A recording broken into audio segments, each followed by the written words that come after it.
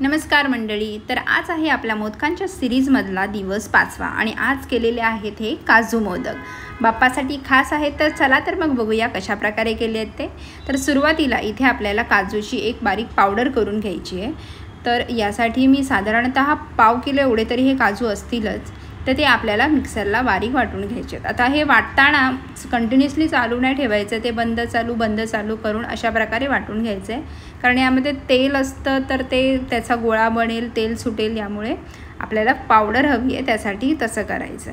आता हे आपण चाळणीने थोडं चाळून घेऊया, म्हणजे अजून बारीक पावडर आपल्याला भेटेल। आता चाळून झाल्यानंतर इथे बघू शकता थोडंसं जाड राहिलेलं आहे आणि इथेही मस्त पावडर तयार झालेली आहे। आता हे वर राहिलेलं सुद्धा मी एक वेळा मिक्सरला बारीक वाटून घेते। आता यानंतर एका पॅनमध्ये मी साधारणतः अर्धा कप एवढी साखर घेतलेली आहे। या साखरेचा आपल्याला पाक बनवून घ्यायचा आहे। तर यासाठी यामध्ये थोडंसं पाणी घालून आपल्याला याचा चांगला घट्टसर असा पाक बनवून घ्यायचा आहे। या स्टेजला फ्लेम आपला हाय असला तरीही चालेल। आपल्याला जितकं गोड हवं असेल ना तेवढी साखर घ्यायची आहे। मी इथे पाव किलो काजूंसाठी साधारणतः अर्धी वाटी एवढं साखर घेतलेली आहे।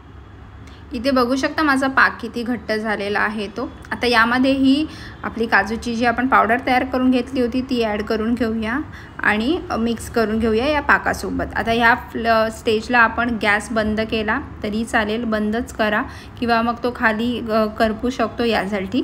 तर या स्टेजला बंद करून नंतर आपण तो चालू करणार आहोत। आता चांगली मिक्स झाल्यानंतर मी इथे गॅसची फ्लेम ऑन करते आणि ही पेस्ट चांगली ढवळून घेते। इथे कन्सिस्टन्सी थोडी पातळ आहे, ती थोडी आपण घट्ट करून घेऊया। आता यानंतर मी 1 चमच एवढं तूप टाकते, याने टेस्टही चांगली येते आणि टेक्स्चरही थोडंसं चेंज होतं। पण गॅसचा फ्लेम आपल्याला लोच ठेवायचा आहे, नाहीतर ते हळूहळू खालून करपत जाईल, हे अशा प्रकारे यासाठी। आता थोडासा गोळा घेऊन बघायचं आहे की ह्याचा चांगला गोळा बनतो आहे का आपला मोदक बनवण्यासाठी। आपलं मिश्रण रेडी झालेलं आहे, तर थोडंसं त्याला थंड होऊ द्या, म्हणजे आपण मोदक बनवायला ते इझी होईल यासाठी। त्यानंतर मी हे मोदकाचा साचा घेतलेला आहे। आता हे काजूचे आहेत, त्यामुळे थोडंसं याला मी चांदीचा वरखसुद्धा लावते, जेणे काजू कतरीचा लूक येईल त्याला।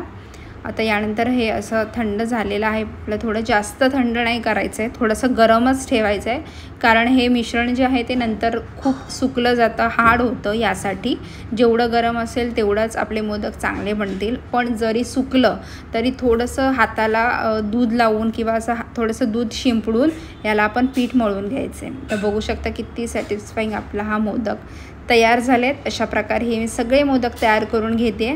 व्हिडिओ आवडली असेल तर नक्की एक व्हिडिओला लाईक करा आणि एक सबस्क्राईबसुद्धा करा।